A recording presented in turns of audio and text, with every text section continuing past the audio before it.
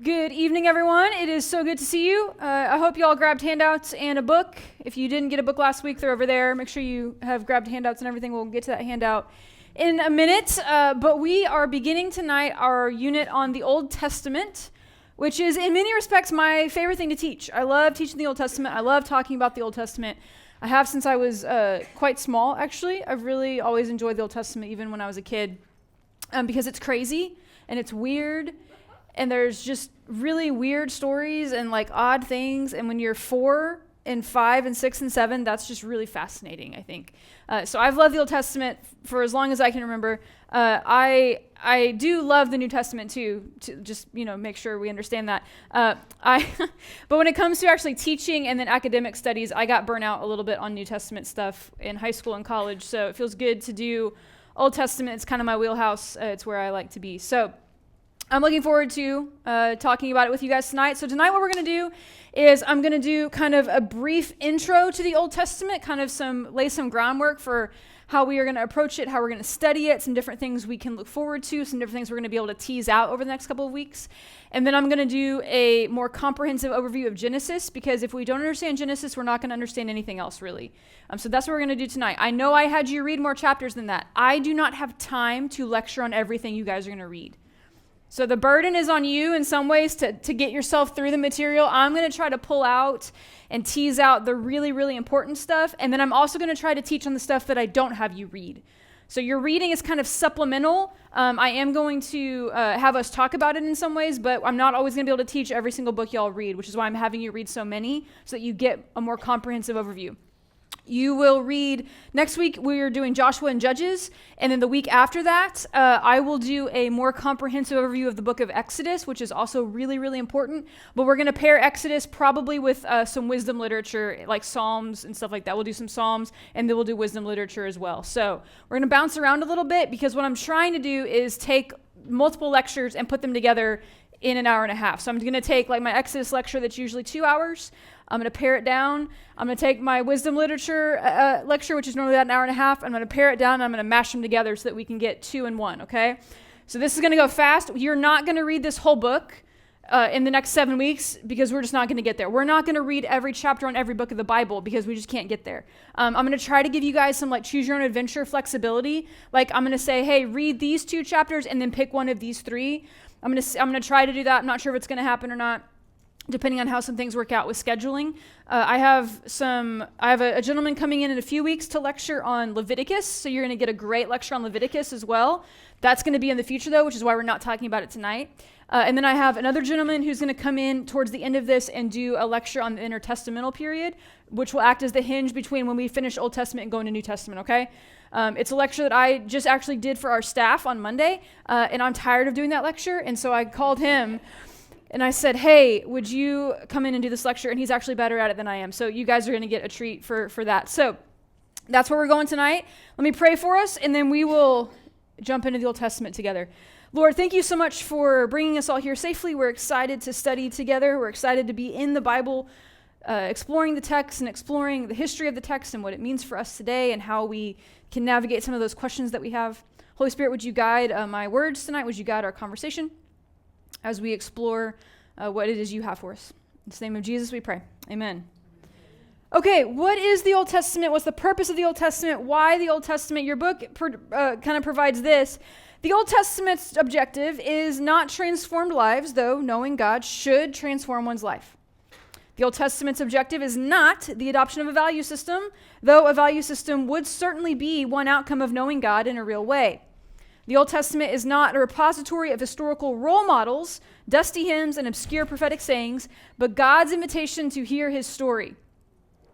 So maybe this is kind of a creative way to think about what we're about to engage in, because it does feel dusty, it does feel archaic, it does feel very foreign, because it is all of those things. It is dusty, it is archaic, it is foreign. It is not like any literature you are reading on a normal basis at all. And we cannot make it like that. We cannot make it be a science textbook. We cannot make it be some type of rule book for us. We can't read it that way, because that's not the type of literature that it is.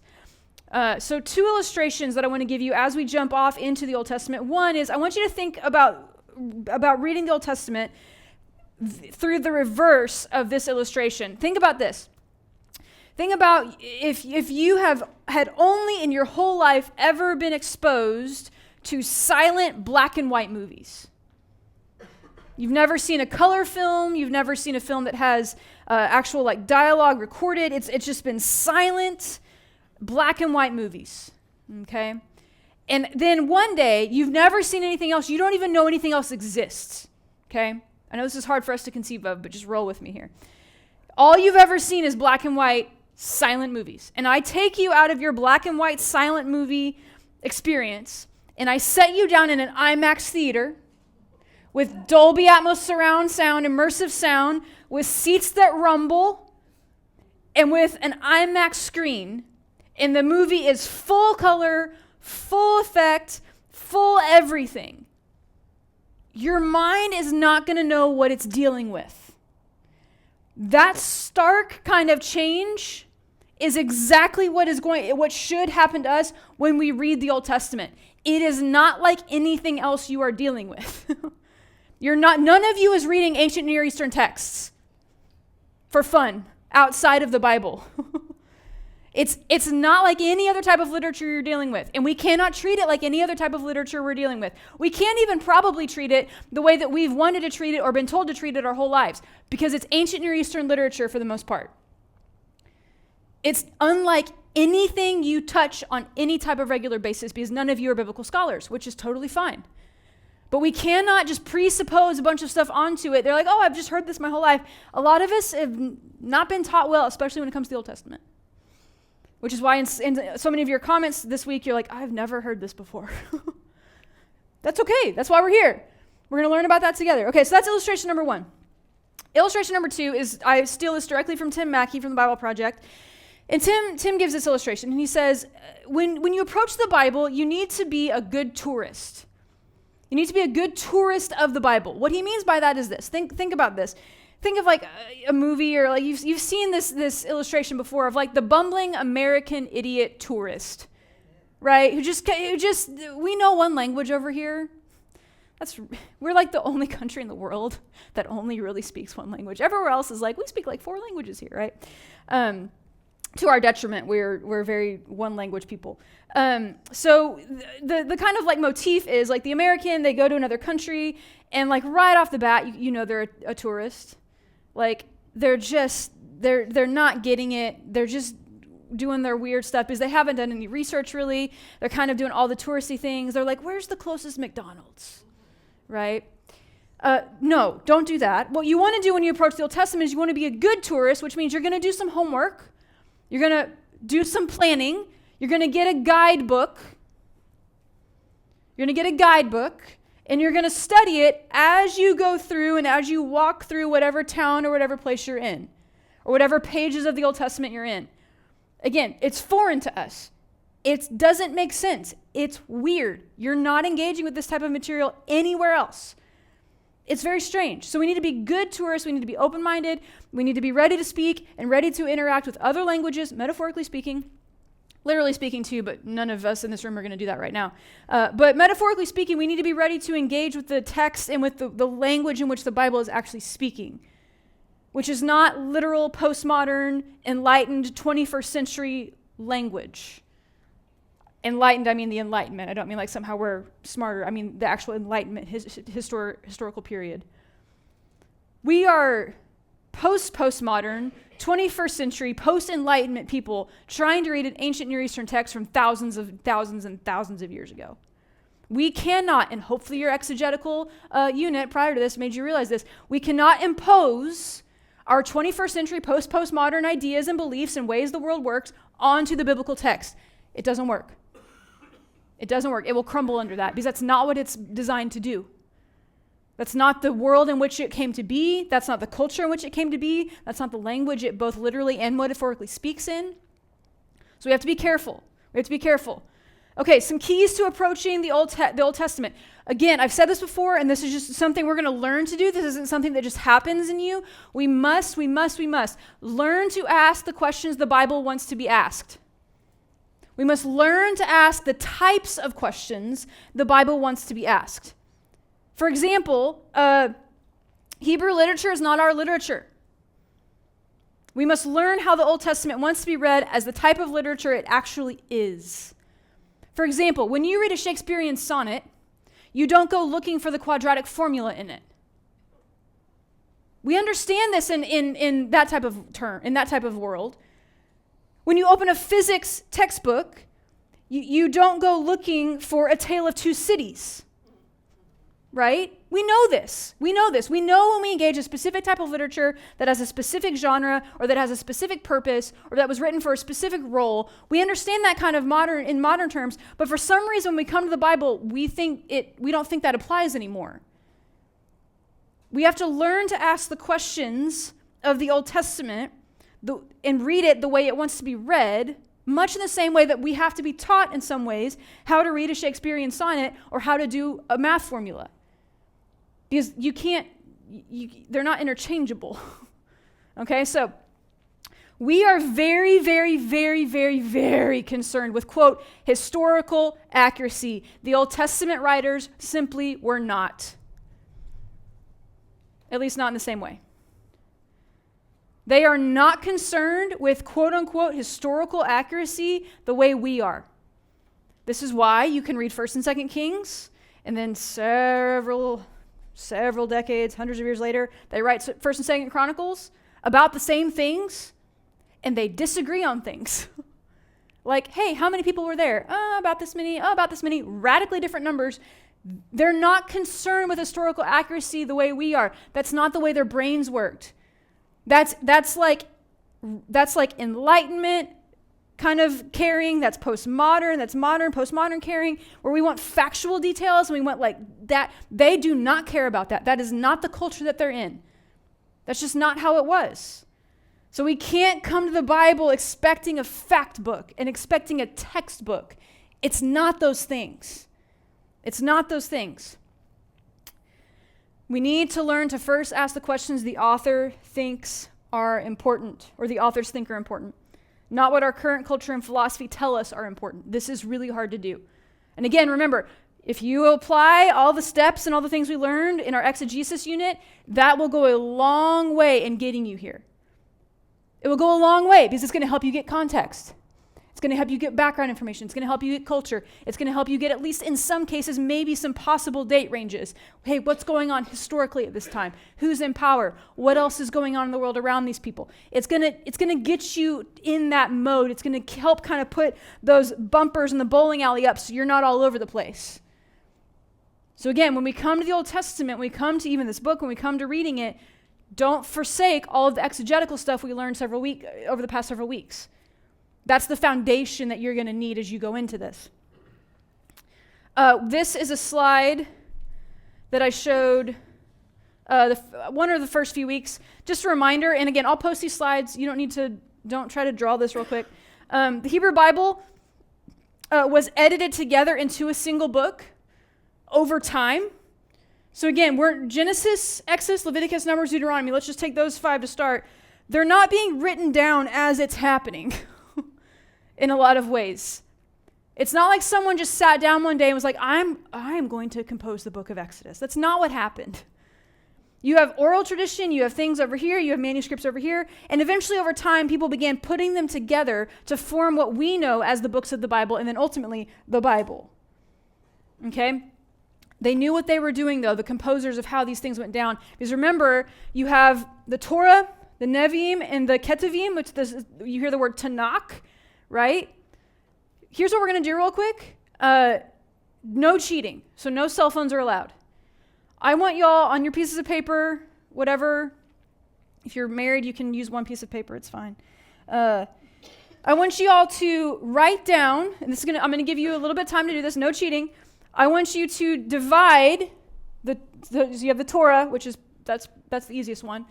The Nevi'im, which are the prophets, the Ketuvim, which are the writings. I want you to take the 39 books of the Old Testament, and I want you to put them in what category you think they're in according to this. Does that make sense? Okay, so you're going to take Genesis through Malachi, and you're gonna make columns that say Torah, Nevi'im, prophets, Ketuvim, writings, and you're going to list the books of the Bible that you think go in those categories, okay? Does that make sense? Okay, I'm going to give you a few seconds to do that. Okay, here we go. Pencils down. The easiest one should be the first one. The Torah, Genesis, Exodus, Leviticus, Numbers, Deuteronomy. Okay, that's the easy one. Hopefully we scored 10 out of 10 there. Pentateuch, Torah, first 5 books, done, easy, right? Okay, the prophets. I'm just going to list them for you. Joshua.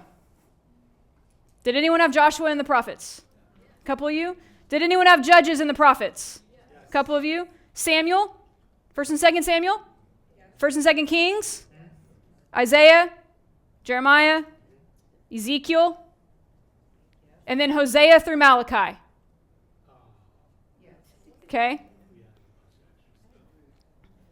A lot of you probably put way more in the prophets than actually are there. That's typically the error that's made.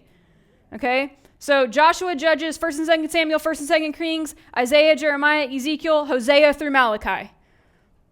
That's the prophets, okay? So the writings, the Ketuvim, Psalms, Job, Proverbs, Ruth, Song of Solomon, Ecclesiastes, Lamentations, Esther, Daniel. How many put Daniel in the prophets? Yeah, most people do. Ezra. How many put Ezra in the prophets? Nehemiah, 1st and 2nd Chronicles. If you read a copy of the Masoretic text, which is the Hebrew Bible, it ends with 1st and 2nd Chronicles. It does not end with Malachi. It ends with the writings, not the prophets. Their order is different, which gives you a very different reading if you read the end of the Old Testament as Malachi rather than 1st and 2nd Chronicles. The ordering of it's different. It tells a little bit of a different story. It's really interesting. Okay, that was just a fun little exercise. That was just for fun. But maybe that'll help orient our brains a little bit, especially when we come to things like Daniel, Ezra, and Nehemiah. Those are not prophetic books according to how this is structured. And Joshua and Judges are prophetic books, which is interesting. So anyways, okay. There are some really helpful things to do when we come to the book of Genesis specifically. And one is to break some things down because a lot happens in Genesis. Genesis takes up 2.5. It takes up half of the 5 of these things that we're going to talk about. There are 2 ways that I like to help orient people to the grand meta-narrative of the Bible. The grand kind of dramatic story that the Bible is telling from start to finish. One of those is through kind of these stages, right? There's actually 3. One of them is through these stages. One of them is through covenants, and one of them is through the stages of God's presence. We're going to talk about a few of those tonight. These are kind of the 5 big acts. I love Shakespeare. I've read Shakespeare's canon through at least once, and several of the plays multiple times. I love Shakespeare. And so Shakespeare is a 5-act play. Every play is 5 acts. They're all 5 acts, okay? This model kind of steals from that a little bit. You have creation, fall or curse, covenant, redemption, new creation. Now, here's the thing we have to understand. There's a lot obviously happening in each of those acts. Now, which one of those bears the most work? It's the covenant one, right? It takes up the most space in a lot of ways. It goes all the way from Genesis to the end of what we call the Old Testament, which is Malachi for us in our Christian Old New Testament combo. Right? Redemption is the whole New Testament, which those 2 are kind of the big ones. There are absolutely subcategories underneath each of these. And you can tease those out. But here's the thing. I'm trying to give you a few tools for when you're teaching or when you're reading the Bible. Here's 2 different ways. I'm going to show you the next one here in a second. To orient yourself to where am I in the story? Where am I in the story of the Bible? Am I in Genesis 1 through 2? Am I in creation? Am I in the fall curse? Am I in this covenant where God's working through Abraham and Abraham's descendants? Am I in this redemption? Notice that these are all a continuation of one another. There's not a break. Sometimes, and I'm going to have someone come in and talk about this as well, we see sometimes a break when we misunderstand the transition, quote unquote, between covenant and redemption. There's no break. It's simply a continuation. God is still in the business of doing the exact same thing, which is correcting our mistakes over and over and over again, rescuing us when we could not rescue ourselves. These are not disjointed things. They tell one continual story. So this is a really great way, especially if you're teaching younger people, or if you're teaching people who aren't super familiar with the Bible. Here's how we can orient ourselves where we are in the story. In a real big, like, meta-narrative, 30,000-foot view way, okay? That's one way to do it. Another way to do it is the stages of God's presence, which they talk about in your textbook a little bit. So we have Eden, then covenant, which is Abraham. Usually covenant is associated with Abraham for these situations. So God is present in Eden. God is present with his people by covenanting himself to them with Abraham and Abraham's descendants. Then you have the burning bush. God's presence is in the burning bush. God's presence is at Sinai. He goes before them. Remember the whole pillar of cloud, pillar of smoke thing? That's indicative of God's presence with God's people, right? Then you have the tabernacle. They're told, they're given very specific instructions starting in Exodus, and we see this kind of get played out throughout some other portions of the Pentateuch, right? They're given very specific instructions about how to create this traveling tent of meeting, essentially, that they can pack up and move to their next location, and then set up and put the Ark of the Covenant in, and have the lampstands, and have the altar of incense, and have the actual altar and all this stuff that's mobile. And they're told, hey, you're going to create this Ark of the Covenant, and the seat of that, the hilasterion, the mercy seat, right above that, God's literal actual presence will dwell with you. This is not some like, oh, it's representative of it. No. God's literal actual presence will dwell right hovering above that mercy seat of the Ark of the Covenant. Okay? Which is why they have to purify it once a year.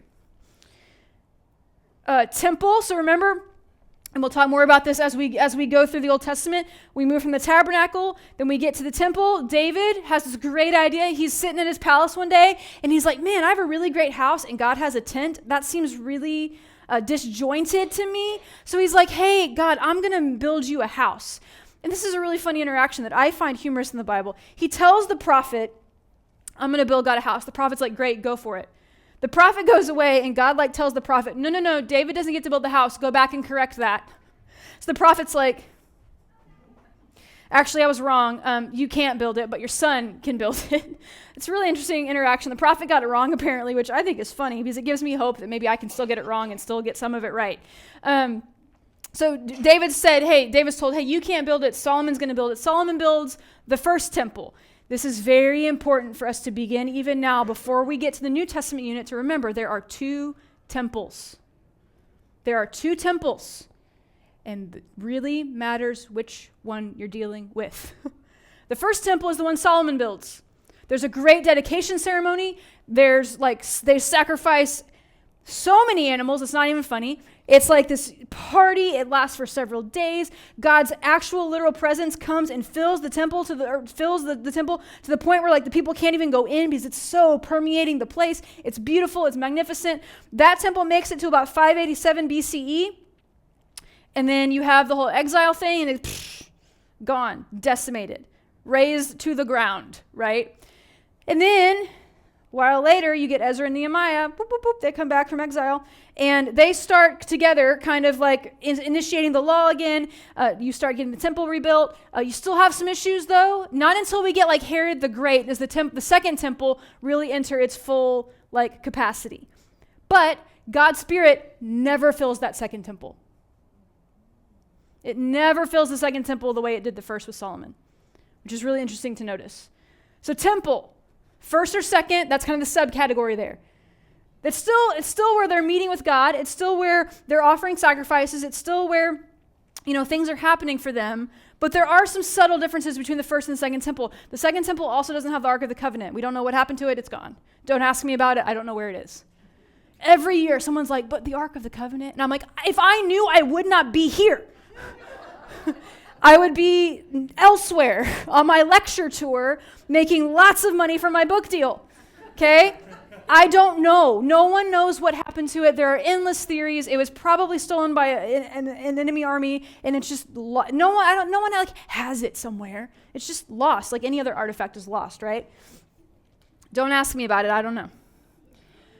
Okay, temple, and then we go to the incarnation. In the beginning was the Word, and the Word was with God, and the Word was God. The Word put on flesh and dwelt among us. He tabernacled among us, right? So you have Jesus, the incarnation, God's literal actual presence dwelling with God's people. What's the one after this? Holy Spirit, Pentecost. Where is God's presence dwelling? That's the question we're asking. It's us. The Holy Spirit, we're told, is in us, animating us, moving us, changing the desires of our hearts so that we are shaped more and more into the image of Christ. And then new creation. We're told in the new creation that we won't even need like the sun because God's presence will so permeate the new creation that we won't even need that type of light anymore, which I think is metaphorical language. I still think that God's going to redeem his whole creation, including the sun. So I don't think the sun just, gets destroyed or anything, but it's going to permeate the new creation in such a way that we've never experienced it before. And God's presence will be with us. So you have the whole, hey, where are we in the story? What act, or what are those 5 acts, where are we in the story? This is another great way to orient yourself. Where am I in the story? Is this a First Temple time period story? Is this a Garden of Eden story? Is this an Abrahamic covenant story? Is this a God in the tabernacle story? Is this a church Pentecost story? Where am I in the timeline of the Bible? Those 2 ways really can help orient you. The other way is covenants, and we'll talk about that in just a second, okay? So I'm trying to give you 3 really helpful things to get your arms around where am I in the Bible story, where especially when we get to the Old Testament, it gets really tricky because we're like, I don't know what's happening. And then we're going to get to the divided kingdom, and we're going to be like, where am I? It's very confusing. Luckily, I have a great handout for that, so that is forthcoming. Okay, key signposts in Genesis. You read about in your textbook, hopefully, the Toledot formula, which is a kind of, it moves the story along. These are the generations. That's what that means. These are the descendants of, right? And so that's going to move us along in Genesis. Whenever you come to a place in Genesis, if you're reading Genesis all the way through, and it says, these are the generations, you need to pause and be like, this is a transition story. Something's happening. The Toledot formula, that's what it's called. The Toledot is Hebrew. That's the Hebrew word right there. These are the generations. A shift is happening. A change is happening. Your textbook talks about that. Go back and look at that again if you have questions. Okay, key signposts in Genesis. The creation story, obviously. That's how it starts. Beginnings are important, right? It was the best of times. It was the worst of times. We we recognize the beginning is important. So you have the creation story, and then you have the fall. Again, the first 3 chapters of Genesis just pack a massive punch. So much is going on there. So much is happening. So you have the creation story. What does God do in the creation story? God creates, he creates by the word of his mouth. We're told that God speaks and things just kind of explode and appear, which is why I have zero problem with any idea of a big bang, because I have no problem thinking that God actually just spoke and bang, that's what happened. Literally, like we're told, there is a swirling mass of something because the Spirit of God is hovering over it. That's what the text says. What does the text say? In the beginning, God created the heavens and the earth. Now the earth was formless and void. So something was there. It's just not formed yet. It's formless. It's void. Darkness was over the surface of the deep, and the Spirit of God is hovering over the waters. So apparently there's some unformed substance and some waters, and I have zero problem thinking that God said light, and light just explodes out of that. So I actually have zero problems with NASA looking back and be like, we can actually see something crazy happening. I'm like, yeah, of course you can. Yeah, God's in the business of taking stuff that doesn't make sense and shaping it and bringing order out of chaos. That's what he's always been doing. So God speaks creation into order, and not only is he speaking it, he's bringing order out of chaos, and the crowning achievement of this creation is what? Human beings, right? Now, here's a sticky situation. Genesis 1 and 2 don't agree with each other about a lot of things. They disagree on how things were done. They disagree on if man and woman were created at the same time or if woman came out of Adam's rib. They disagree. They were written probably by 2 different sources for 2 different audiences trying to convey different purposes. Here's what they do agree on, though, that God, the God of the Bible, is the one who has done this thing. It's like the Gospels disagree. Of course they do. They're all trying to tell it from a different perspective. And we don't have a problem with that. There's reasons for that we can get into later. But what we do agree on is that God is the one who's doing this creative act, that God is the one who's created the world, created the universe, and is filling it with plants and trees and little bunnies and fishes and all that stuff, right? He's filling it, and then he puts human beings in this garden-like place, and he says, I want you to essentially be my image bearers. The other word here that we could actually use that the text attests to is you are to be my idols, my image bearers in this place. That's what an idol is. It bears an image. That's the text here. You are to be my little image bearers, my little vice regents, my little co-managers in this world, in this place. He puts them in the Garden of Eden. Now here's an important thing to note when we read Genesis. The Garden of Eden is not the whole earth. Okay? Otherwise, how do they get kicked out of the garden? The Garden of Eden is not indicative of the whole earth, which is why when they get kicked out of the garden, things don't go super well for them. It's hard outside of the garden. It's not great. The ground is hard. You have to toil. The very next thing that happens is murder. It's not good. The whole earth is not Eden. Eden is a specific place, and this is going to come back to be really important. Eden is a specific place that God has orchestrated for a specific purpose, where he's put his people, and what does he tell them? He says, you are to rule this, reign over it, rule it, subdue it, all that good stuff, and I want you to be fruitful and multiply, which does not only mean have babies. It means much more than that. It means I want you to multiply outward this way of life into the world.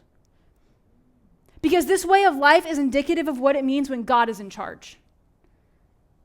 This way of life, the way that Eden has been set up, where you are walking with God, you are doing what God has given you to do, it's benefiting you, it's benefiting creation, things are in harmony, it's beautiful. You, dear people I'm putting into the Garden of Eden in this story, this is God's heart, are to then multiply this out into the rest of the world. So regardless of if you want to read Genesis 1 through 11 as literal or as metaphor, that's the story. I don't care if you want to read it as mythology or as whatever. There are good Bible-believing Christians who do. I don't care if you want to read it as facts, literal. Regardless of where you fall on that spectrum, and it's okay, you don't have to tell me. Regardless of where you fall on that spectrum, or if you still have questions, here's what is undeniable, is that God, through whatever means is happening, is indicating to us through the story, this is what I want you humans to be doing. This is the story of my relationship with you. You are to be my image bearers and then to multiply out into the world what it looks like when God is in charge. That's what's happening. Genesis 1 and 2, part of 3. Then Genesis 3, y'all know what happens there. The story is that these two humans that God put in the garden, we'll call them Adam and Eve, which is what the text does. They decide, hey, we're gonna decide for ourselves how we do this. We're going to decide for ourselves what good and evil is. We're going to make our own rules. We're going to set ourselves up as God rather than letting God be God. Okay, that's kind of what happens there. Let's just for now disregard the fact that a serpent is talking. It's weird. They don't seem to have a problem with it. It doesn't Adam and Eve don't go, oh my goodness. So again, there's lots of ways to read that. One is, hey, it's myth, it's metaphor, it's telling us true things about God, but those true things are story. Okay, great. Or, hey, this literally happened and animals in Eden talked and something happened and now they don't. Great. Okay, we're not going to argue about those two positions. That's not the point. The point is that Adam and Eve, regardless of how you want to read the story, rebel against their creator, right? That's what happens. The story tells us Adam and Eve rebel against their creator, and what happens? They get kicked out of the garden, because remember, the garden is not indicative of the whole creation yet. It's not indicative of the whole earth. And they're told several things. And these things are important for us to remember. They're told things like, hey, it's going to be really hard for you to do work now. You're going to toil. You're going to work. It's going to produce like sweat. You're going to actually have to work, and it's not going to be easy. It's not going to be fulfilling the way it was in the garden.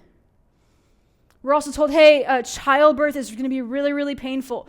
I am one of the people in the camp that argue that does not only mean physically, like in the moment, like as you're giving birth, but that also is indicative of, hey, all types of human relationships, husband and wife, because what happens to Adam and Eve, we're told, hey, Eve, your desire is going to be for your husband, and he will now rule over you. That's curse language, not pre-curse language. Did you notice that? This idea of a husband ruling over his wife is curse language. It's not pre-curse language. Human relationships are now like under toil. They're not harmonious anymore.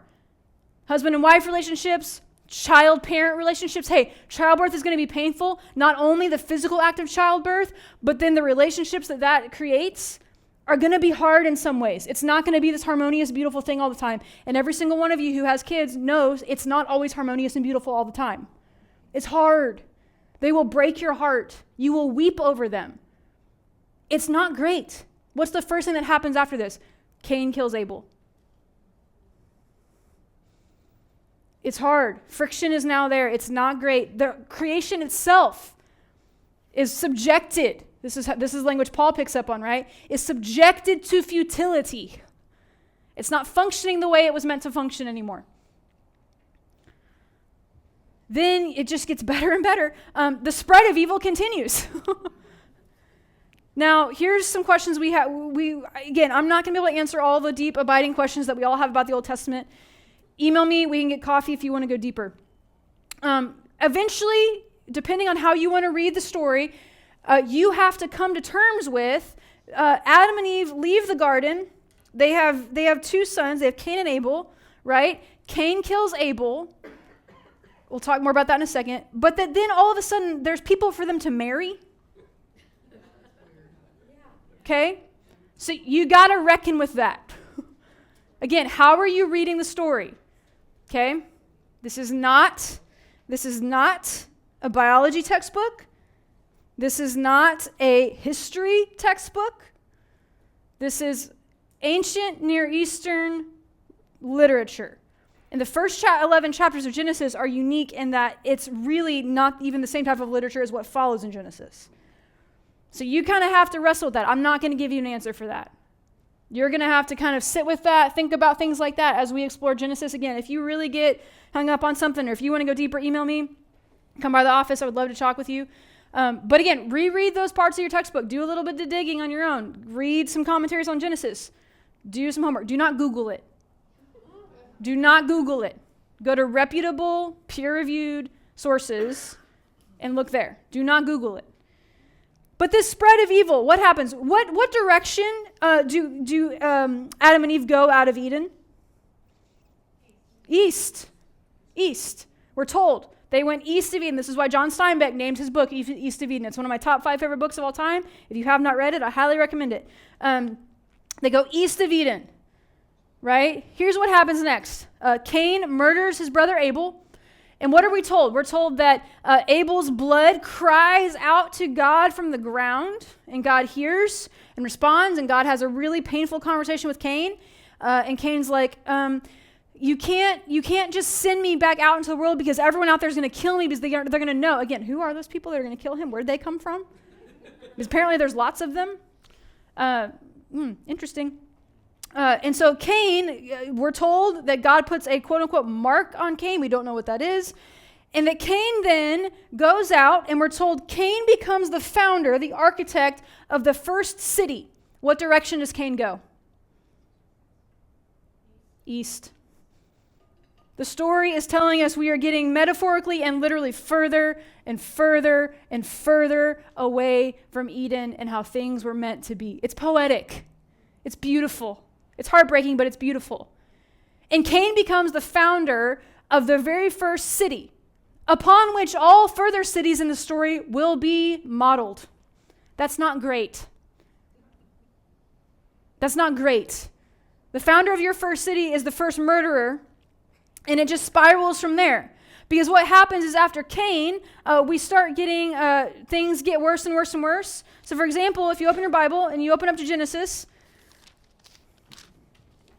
And you take a look at Genesis chapter 4. This is where Cain murders Abel. We have that conversation with God. And then things just continue to spiral. We're getting further and further and further east of Eden. So take a look. Genesis chapter 4, starting in verse 19. We go through several generations have passed. This is several generations after Cain. And we're told that this guy named Lamech is on the scene in verse 19. Lamech married two women, one named Ada, the other named Zillah. Ada gave birth to Jebal. He was the father of those who live in tents and raise livestock. So we're getting a little bit of like, hey, this is where these people came from.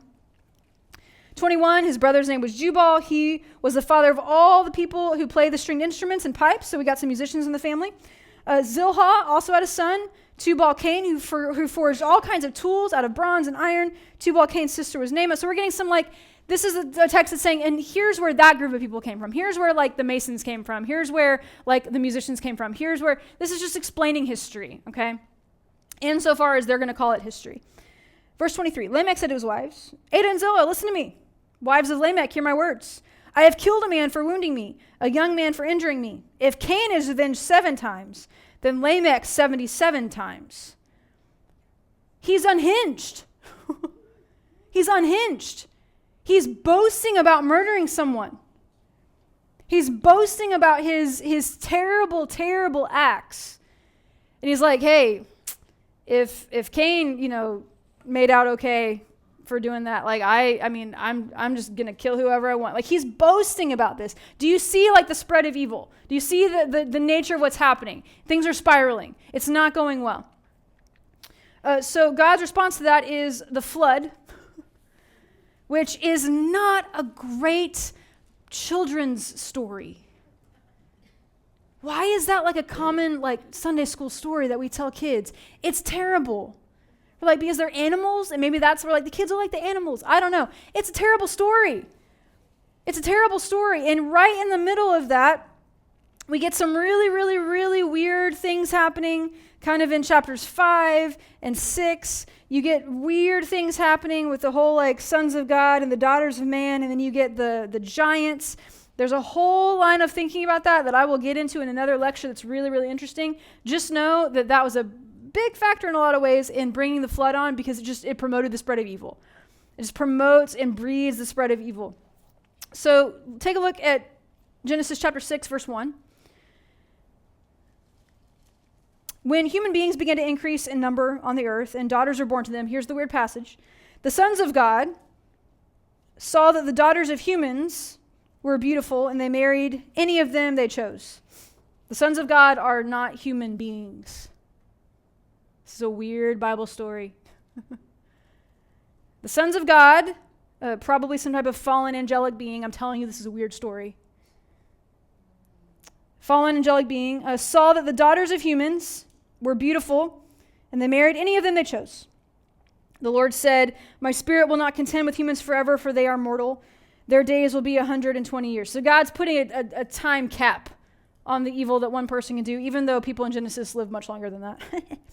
The Nephilim, the giants, if you read the Septuagint, it's the giants, were on the earth in those days, and also afterward, when the sons of God went to the daughters of humans and had children by them. They were the heroes of old, men of renown. A lot of biblical scholars think that these Nephilim, these giants, are the offspring. Again, I'm telling you, this is a weird story, okay? These Nephilim, these giants, if you read the Septuagint, are the offspring of the interaction between the sons, quote unquote, sons of God, which are probably, if you read further and if you read other texts around the Bible, they're probably fallen angelic beings. Again, I know this is weird. I know you're like, where are we? They're fallen angelic beings who had relations with normal human females, and they produced these giants, these kind of like, they're called the Nephilim here. And this just promotes the spread of evil. It's chaos. This is not meant to be. This is not how things were supposed to go. These are some type of angelic beings that rebelled against God's rule and reign, came down to earth, did their business, produced offspring. It's not great. There's so much other literature about this, from biblical times and from even like between the Old and New Testament. I can give you if you're really interested. It's a crazy story. It's there. We have to contend with it. And so this type of wickedness, do you notice how chaotic this is? Some of you just listen to that story and you're like, that is the weirdest thing I've ever heard. Does it not feel chaotic? Yeah. Exactly. It should, because it is. God creates things in order. He's bringing order out of chaos. And all of a sudden, once human beings stop partnering with God, things become chaotic. The world is spiraling out of control. That's the story that leads us into the flood. Verse 5, the Lord saw how great the wickedness of the human race had become on earth, and that every inclination of the thoughts of human hearts, there was only evil all the time. Chaos, evil, wickedness. The Lord regretted that he had made human beings on the earth. So the Lord said, I'll wipe from the face of the earth the human race I have created, and with them the animals, the birds, the creatures that move along the ground. For I regret that I have made them. Verse 8, but Noah found favor in the eyes of God. But Noah found favor in the eyes of the Lord. God is committed to order out of chaos. God is committed to somehow remain partnered with his creation, even in the face of just complete and utter debauchery and wickedness.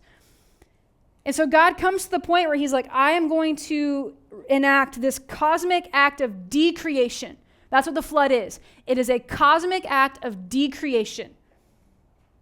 I'm going to wipe the slate clean. I'm going to purify this whole enterprise, and I'm going to start again. And Noah found favor in the eyes of the Lord.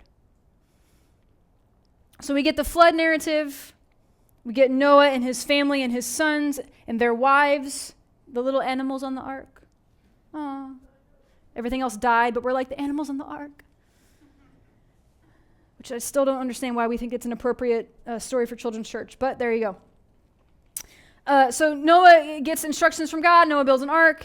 Again, you read in your textbook, this is not the only flood narrative that exists in ancient Near Eastern literature, nor is our creation account the only creation account that exists in other ancient Near Eastern literature.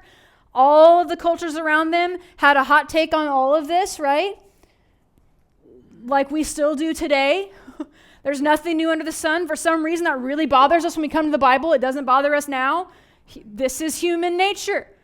We tell stories. We kind of pick up a little bit from here. We're like, oh, that's their story. Okay, well, we tell a similar story, but it goes something like this. Okay, interesting. You think Baal did that. We think Yahweh did that. Okay, sure. What do you got? Oh, okay, gotcha. Like, this still happens. You travel to other countries. You travel to other parts of the world, third world parts of the world. They have creation stories. They have narratives for why things happen the way they happen. This is not uncommon. This is how human beings make sense of the world in which we live. It's not a bad thing. This is what we've always done, okay? This is what we've always done. So you have the whole Noah story. They get off the ark, and it doesn't go well right from the bat. You're just so hopeful. You're like, okay, we have this cosmic act of decreation, and then we have this kind of reinstitution of God's covenant. If you want to admit that, which I do, that God had some type of covenant with creation via Adam and Eve, and then God covenants himself to Noah in chapter 9 of Genesis, and we get all this stuff. It's really great. And then we get later in chapter 9 a not great story. Again, they've literally just got off the ark. I mean, time has probably passed, but I think there's an Amber Alert going on. If you guys want to grab your phones and make sure they're off. So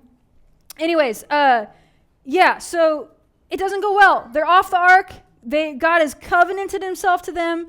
They've made sacrifices. They've done all the right things. And then just real fast, this happens. Verse 18 of chapter 9. I'm telling you, the first 11 chapters of Genesis are weird. They're just weird. The sons of Noah who came out of the ark were Shem, Ham, and Japheth. Ham was the father of Canaan. These were the three sons of Noah, and from them came the people who were scattered over the whole earth. Noah, a man of the soil, proceeded to plant a vineyard. Okay, so Noah plants a vineyard. Again, what is Noah doing? We're trying to create things. We're trying to bring order out of chaos. We're trying to begin to, reinstitute this whole enterprise. When he drank some of its wine, he became drunk and lay uncovered inside his tent. Ham, the father of Canaan, saw his father naked and told his two brothers outside. Notice that Ham now twice we've been told he's the father of Canaan. Are the Canaanites good people or bad people? Origin story. Origin story right here. It doesn't go well for them from their origin. Okay? But Shem and Japheth took a garment and laid it across their shoulders. Then they walked in backward and covered their father's naked body. Their faces were turned the other way so that they would not see their father naked. I hate to break it to you, but this story is even worse than it sounds. The Hebrew kind of idioms that are going on here involve more than likely, we're all adults in here, Ham doing stuff with his mom that you shouldn't do with your mom. That's what the Hebrew idioms are meaning here. To uncover your father's nakedness doesn't just mean that. There's some things happening in the Hebrew here that we don't pick up on our English translations. So it's possible, some scholars argue, that the Canaanites actually come from that situation. It might not be the case. Regardless of that, if that's their origin or not, their father is Ham, which is it's not going to go well for him because he had a big oopsie there, right? And God's not pleased with that, and that doesn't go well for him. Genesis is wild, y'all, I'm telling you. Again, not a good children's church story. It gets even better. We go to the Tower of Babel. It's just a hot mess. It is a hot mess up in here. Chapter 11 of Genesis, verse 1. Now the whole earth had one language. We talked about how that's weird because in chapter 10 we're told they have multiple languages. We've talked about that. We're going to keep moving for now. As people moved where? Eastward. Oh, another signpost along our way that's connecting the story. They found a plain in Shinar and settled there. They each said to each other, "Come, let's make bricks and bake them thoroughly."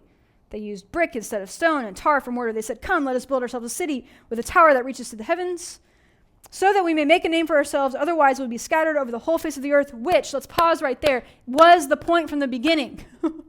Not to congregate, but to, hey, I want you to be fruitful and multiply and go out and produce this way of life throughout the whole earth. These people are saying we're going to congregate and not do that, essentially. And we're going to make a name for ourselves rather than spreading out God's way of life among the world. It's completely contrary to what the whole plan has been, right? But the Lord came down to see the city. The Hebrew here is really funny because it's like their city is so small that God has to get real close to see it. Like he's got to come oh, there it is. They're thinking they're building this great thing and they're not. God has to come down metaphorically and be like, oh, that's what they're doing.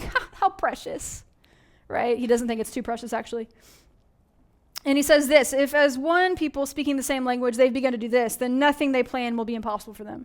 They're going to become too powerful. They're going to become, again, wickedness is going to spread. Chaos is going to reign and rule. So God does what? He confuses their language, right? This is the Tower of Babel. Things that people then begin to kind of go out. They begin to congregate with people that speak their language, dissociate from people who speak other languages. They begin to spread out over the face of the earth, right? That's Genesis 1 through 11.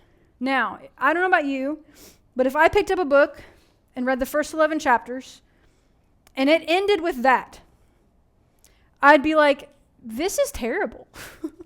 There's no hope, really. It's bleak. The people just aren't getting it.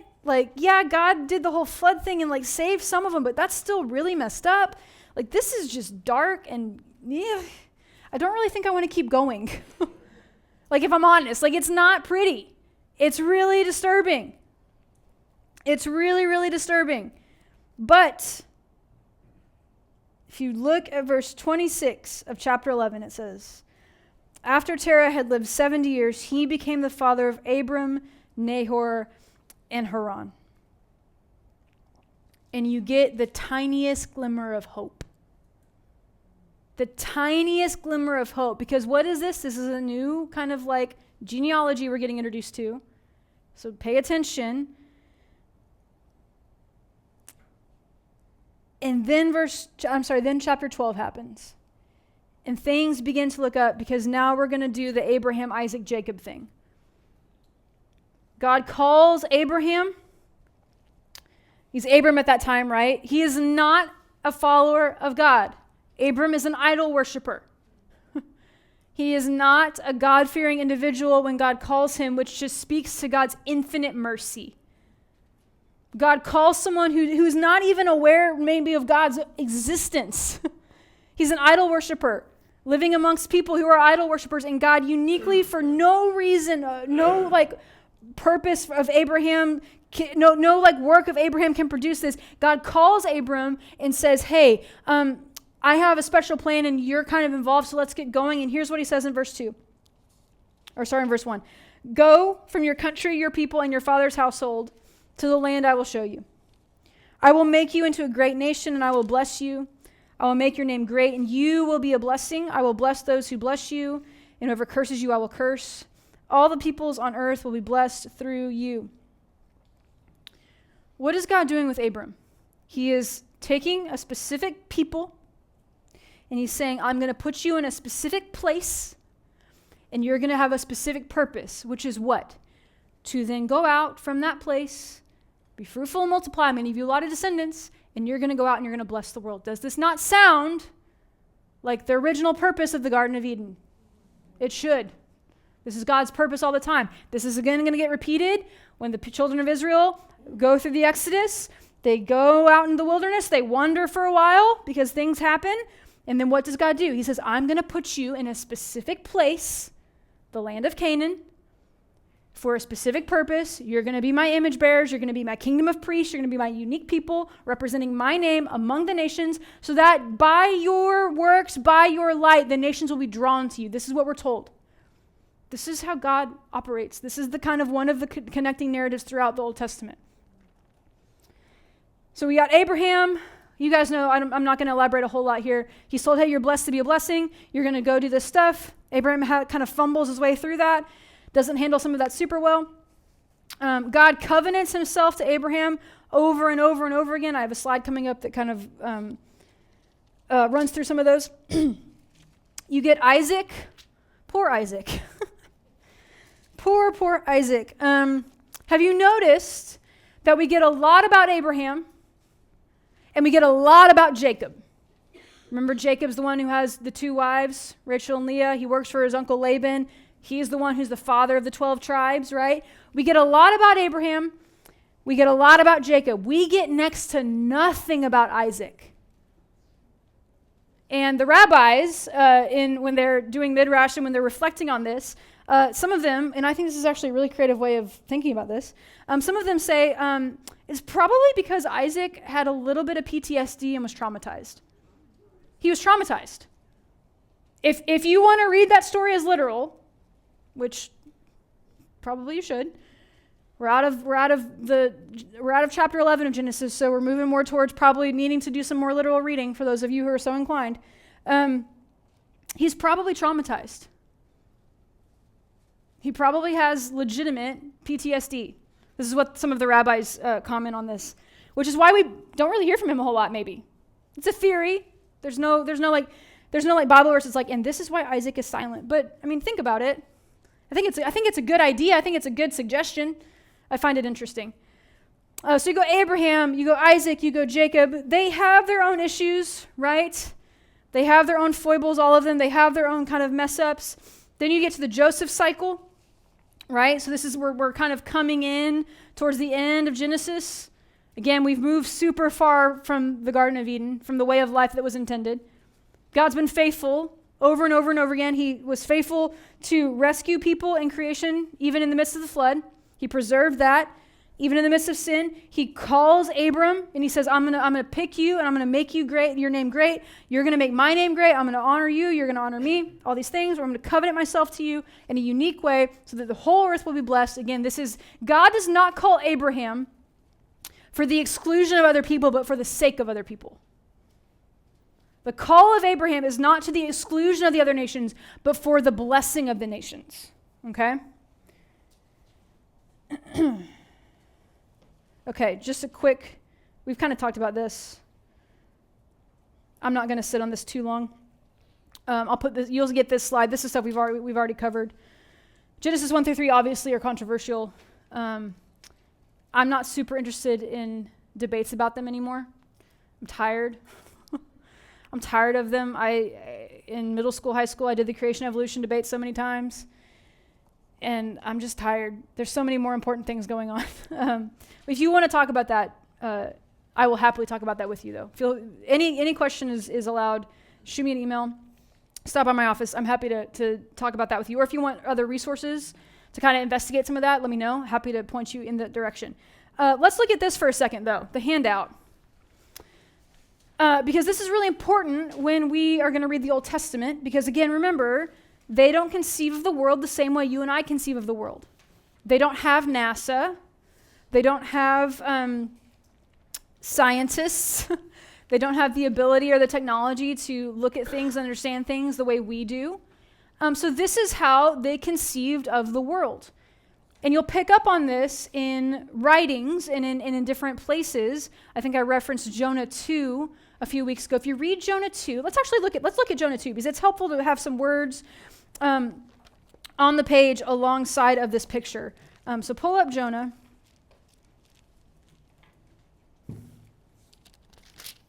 And we're going to look at Jonah chapter 2 with this picture in mind. So kind of keep this picture in your mind as we read Jonah chapter 2. Jonah has run from the presence of God. He's gone down to Joppa. He's gone down into the boat. He's gone down into the belly of the whale. Jonah is very poetic. The whole book is beautiful. The Hebrew is fantastic. So Jonah chapter 2, Jonah prays this. From inside the fish, Jonah prayed to the Lord his God and said, in my distress, I called to the Lord, and he answered me. From deep in the realm of the dead, pause right there, time out. Pause right there. Deep in the realm of the dead is Sheol. Why does he think he's in the deep realm of the dead? Because he's in the ocean. And he's sinking down. That's literally how his mind is conceiving of the world. He's going down into the place of the dead, which is not hell. There's no reference of that here in the Old Testament. They just conceived of a place of the dead where you would just be held, kind of like Hades in Greek mythology. It's not hell. It's not a place of torture. It's simply a holding tank. Okay? From the deep in the realm of the dead, again, he's conceiving of it this way. I called to you for help, and you listened to my cry. You hurled me into the depths, into the very hearts of the seas. The currents swirled about me. All your waves and breakers swept over me. I said, I've been banished from your sight. Yet I will look again towards your holy temple. The engulfing waters threatened me. The deep surrounded me. Seaweed wrapped around my head. To the roots of the mountain I sank down. Does that not look like your picture? It should. The columns of the earth, right? The columns of the mountains that they conceived of were holding the earth up. He's like, well, I'm down there now. I'm way down in there. He's like, but you, Lord, brought my life up from the pit again. You know, all these things. So you see how it's actually played out right here, this image. This is how they conceived of the world. We're told that when God creates, Genesis 1 and 2, that he separates the waters above from the waters below. There's this firmament, right? That's the firmament of the sky. They conceive that you have the waters below, the sea, and you have waters above that are held back by this type of floodgate situation that God would open and shut. That's where the rain comes from. That's why they thought there's water above and water below. They're not thinking, oh, those are cumulonimbus clouds. They're like, no, God decided it would rain, and God opened the floodgates, and the water that's stored above, just like there's water stored below, fell down. And then, of course, they have the planets, and they see the stars in the sky and the moon and stuff like that, okay? This is helpful to keep at hand when you read the Old Testament. Things begin to change as we move into the New Testament. They don't conceive of it this way. But this is ancient Near Eastern thoughts on how the world looked and operated, okay? Keep that handy. Here are the places in Genesis where we see covenant language played out. This is important. These are places that are good to just kind of have dog-eared or marked in your Bible even, or just kind of write yourself a note like covenant language, covenant language, covenant language, covenant language. Because the covenant is going to become, as we move through the rest of the Old Testament, and of course even in the New Testament, the covenant is going to become a driving factor, a major factor. It almost becomes a character in and of itself as we go through the rest of the Old Testament. The whole book of Deuteronomy really is a reinstitution of the covenant. That's kind of what's going on there. Is Moses is representing the covenant. They're ratifying in some ways the covenant with this new generation of people and the God of Israel. So the covenant is going to become an incredibly important aspect. These are the major places where we see the covenant enacted and started and established in Genesis. So these are good passages just in Genesis to kind of keep in our brains. Okay. And I'll post these slides again. So, okay, that's that. That is a quick overview of some thematic things from the Old Testament and some important things to grab on from Genesis. Like I said, we'll do questions here in a minute. We got about 20 minutes for questions. Next week, Joshua Judges, right? Which is exciting and awesome.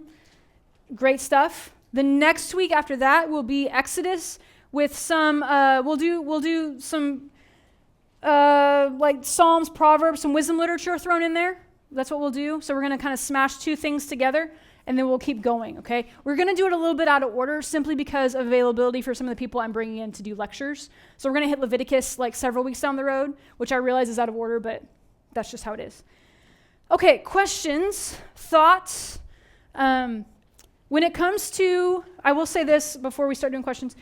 When it comes to Genesis specifically, there are some questions that you might have that I just can't answer in this time frame.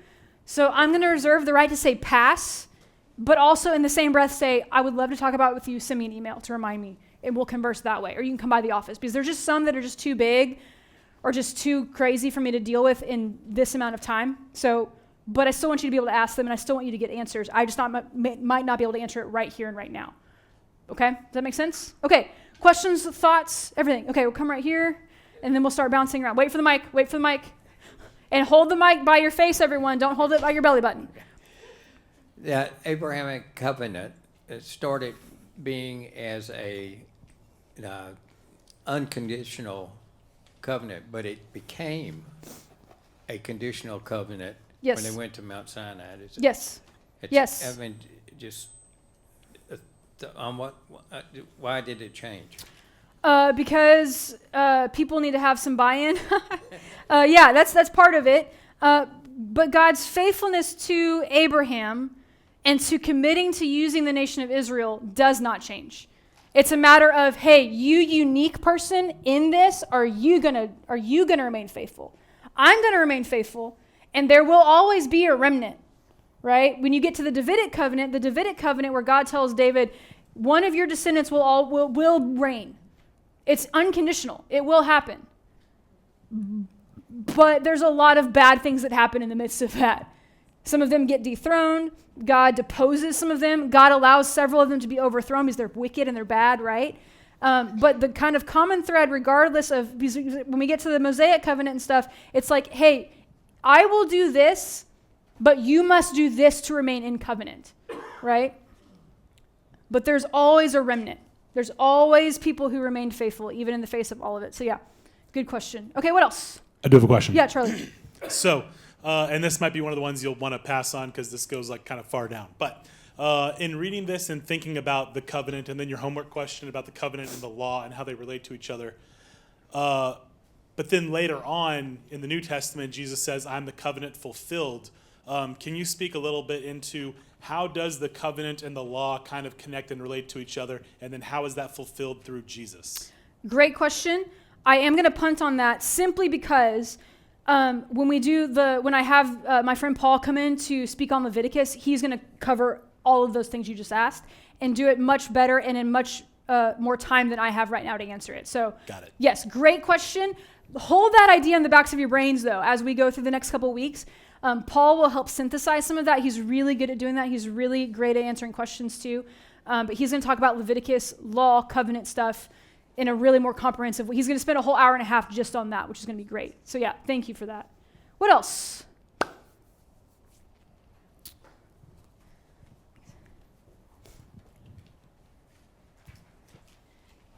So a lot of the covenant stuff, everything, it feels like God is very present, or at least there's parts where he feels really present, and then it's like not so much, you know, I mean, because like the flood, and he feels a little bit more distant, like Sure. less, and not less invested, but less like I'm right Less here. relational, maybe? Less relational. There Sure. you go. Sure, yeah.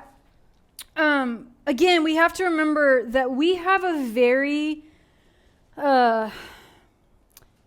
we have a far more, in some ways, a far more personal understanding of God than people in the Old Testament did in some ways. For example, John 1 in the New Testament, John 1 tells us this. John has the audacity to make the statement. He says this later in chapter 1. He says, no one has ever seen God. Which if you've read the Old Testament, you're like, excuse me, John. Actually, a lot of people saw God in the Old Testament. Like Moses, we're told Moses saw God. We're told the elders of Israel actually like went and had a meal in God's presence. We're told Isaiah saw God, and you can read that and be like, oh, it was a vision. No, he in the year King Uzziah died, I saw the Lord. Multiple people in the Old Testament saw God, right? And John 1 comes around and John says, no one has ever seen God. And you're like, if you're an astute reader, you're like, that feels fishy. And his next statement is, basically, he says, this is Lorian's translation, until you see Jesus fully. You don't accurately and fully see God until we've seen Jesus. Because he says, Jesus is now here and Jesus Christ has made him fully known. So we have a much more personal kind of view and relational view of God. And hey, the Holy Spirit is in me, than a lot of these Old Testament people did.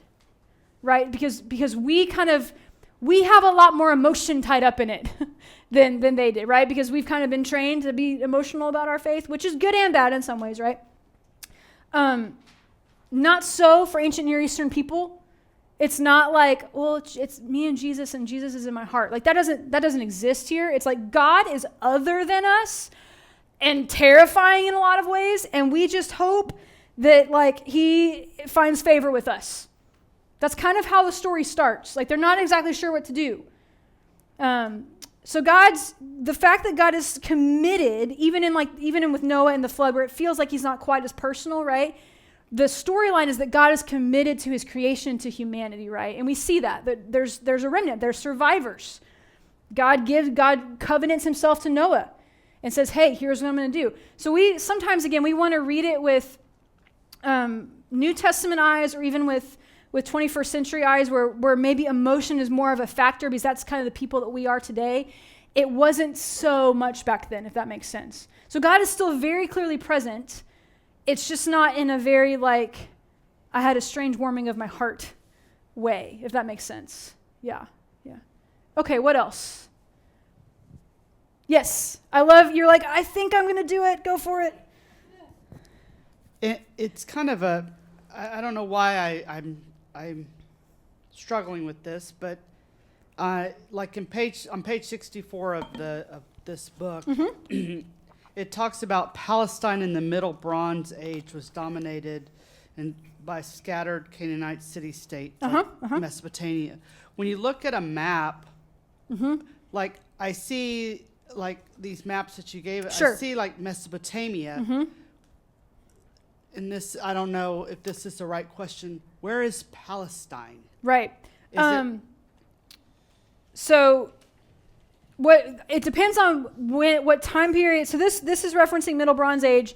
It depends on what time period your map is referencing. Because again, these city-states, the area of Palestine, the area of Mesopotamia, they're growing and shrinking almost all the time. Right? Because you're going to have one good leader who's going to lead for, their lifetime or their generation, and then you're going to go to war over here, and so this area is going to be absorbed into this area. So I don't know if the dates are coinciding. That might be part of the issue. The broader area is called Palestine, and depending on who you're talking to. But then, of course, you have kind of Mesopotamia, which is going to come to swallow up in name in a lot of places that whole region. And again, this really depends on what time period we're talking about. And I'll be real honest with y'all, maps are not my strong point. They're just not. So if you want to do a little bit of more research, maybe search for something that is located specifically within the Middle Bronze Age. And that might help offer some clarity about where boundaries were as far as we understand them. Because again, places are growing and shrinking on a regular basis, because people are at war, people are kind of joining with other people. They're like, hey, we're strong, you're strong, let's make a covenant. Covenants are not unique to the Old Testament. Covenants are not unique to God and his people. Everyone around them is doing covenants with the exact same type of language that we have in the Bible. It's not unique in many respects. So nations are constantly like, kind of borders are kind of, moving and stuff like that. So sorry, that's not a super great answer, but that might be a good place to kind of jump off and look. Yeah. Yes, over here. Or yeah, we'll come around. So all the discussions around covenants, and as we're reading this, and my wife and I, Tammy, have been talking about this, what's the, and we're familiar with dispensationalism Yep. a little bit, but what's the origin of the rub between covenant theology versus dispensationalism? It's a great question, and I'm going to have Clay Brown come in and do a whole lecture on that when we get to the theology section. If you're really curious, he did the same lecture 2 years ago for Institute, and you can go watch the video. It's a whole hour and a half on that exact question, which is a great question. So you have covenantal theology and you have dispensational theology. Most of you grew up dispensational without realizing it, unless you were born and bred in a Presbyterian church. If you set foot in a non-denominational church or in a Baptist church, you have touched dispensationalism. You just have. That's just the dominant language there. That question, if you're like, I have no idea what that means, that's okay. It's all about how you read the history of the Bible, and is it a continuing story, or does God interact with people differently in different segments of that story? How does God do that? Why does God do that? If you are interested in that, if you go to MDPC's YouTube page and you go to the playlist, go to Institute from 2 years ago, Clay has a lecture on there that's an hour and a half of unpacking all of that. He's going to do the same one for us when we get to the Christian theology unit. So yeah, it's out there. Is there another question somewhere? Yes. Correct me if I'm wrong, but Palestine really did not have an origin of name until the Romans named it. Yeah. And so before this, it was just the land of Canaan. Yeah, it's again. Yes, lots of things have multiple names, which is where it gets tricky. So things move, things get dissolved, right? So even we have Palestine or Canaan. Remember, even the Promised Land. So again, 3 names now, and that gets completely. So they split that in 2, and we have the northern kingdom, the northern 10, and the southern 2. Like they split. We never get the northern 10 back. So there's just a lot going on. Land is constantly getting kind of like moved, or not literally moved around, but the people who are in charge of it, who's naming it, who gets to decide what it's called, who gets to decide what trade routes go through it, constantly morphing and changing. And very hard to get a handle on, especially for this far back in time, is there comes a point where we just don't know. Like the records didn't survive, right? So yeah. Anything else? I have an easy question Great. on that note. Well, hopefully, I don't know. I make no promises. So in terms of you mentioned the 2 different kingdoms, we'll get to this later, the 2 different kingdoms. Just easy question. The people who are from the 10 from the northern kingdom that were gone, does that mean literally there are no descendants of them anymore, or are they still around somewhere? Yeah, so when you get, yes, they're descendants because those people actually existed, right? And they have descendants. But they are not predominantly they're not the ones who come back to rebuild the temple and to do that. It's the southern kingdom that kind of gets that done. You don't get, this is where we stop having Israel and we start having the Jews, right? It's because Israel doesn't quote unquote exist anymore. Because they're gone, the 10 are gone. It's not Israel anymore. So when you get to that post-exilic period, right after the exile, Ezra, Nehemiah type time, and then into that intertestamental period, this is where we start getting the language of quote unquote Jew or Jewish rather than Israel or Israelite.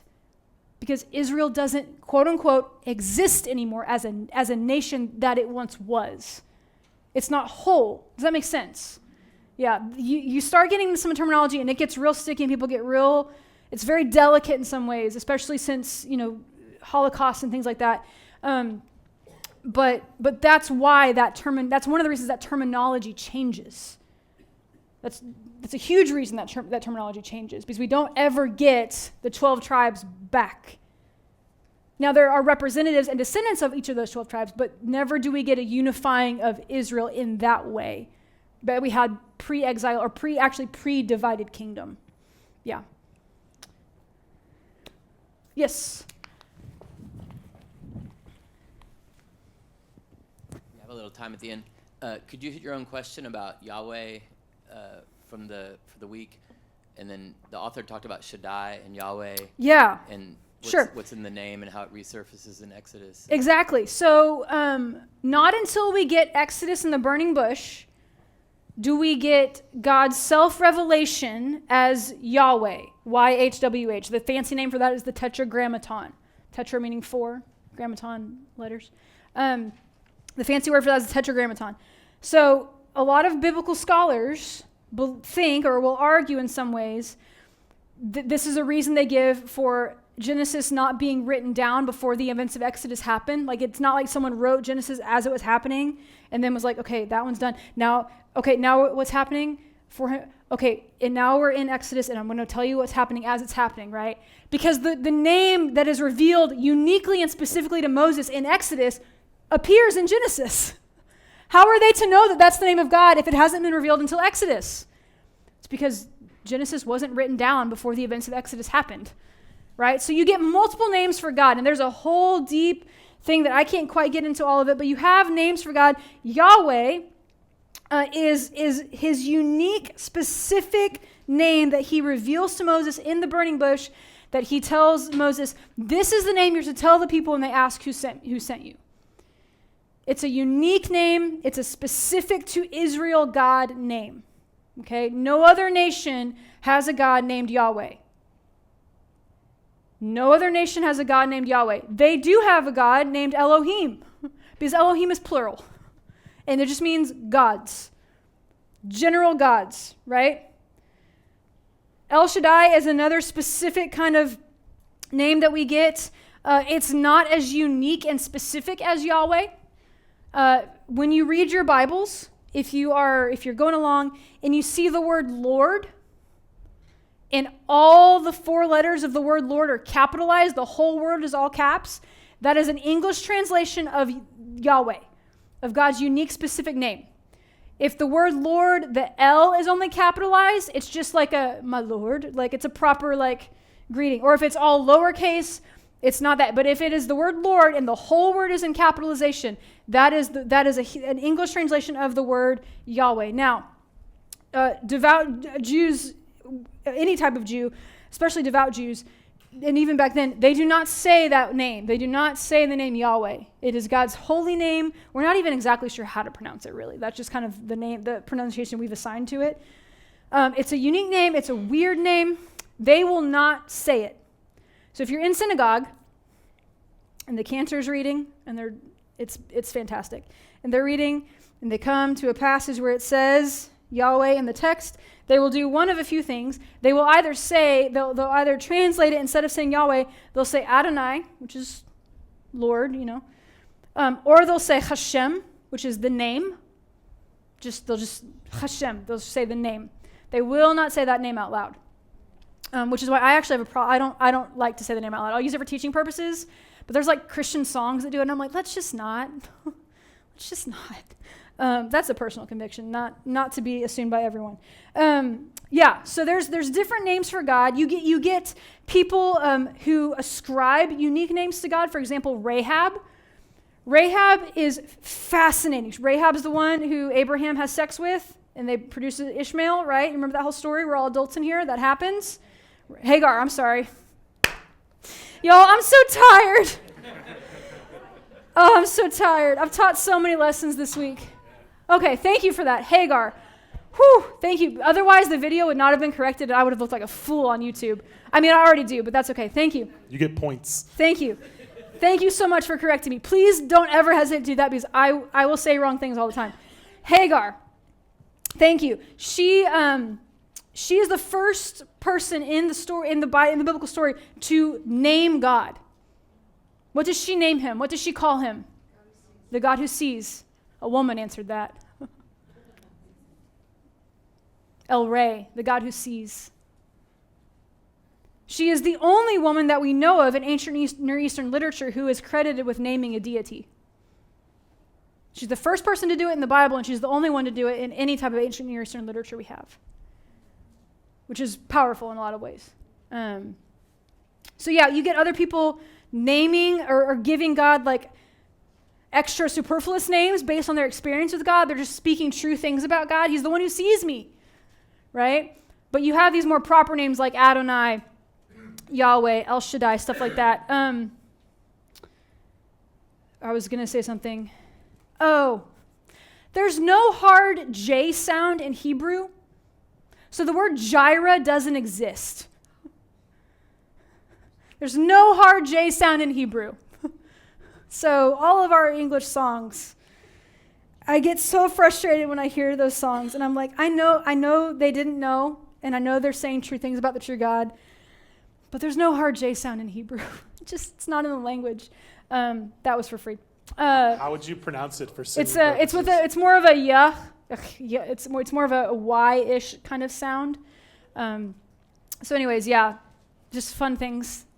Okay, we are at time. We are past time. My bad. Let me pray real quick, and I'll let you guys go. God, thank you for tonight. Thank you for great discussion and for great participation. We're excited to continue studying the Old Testament. In the name of Jesus, we pray. Amen.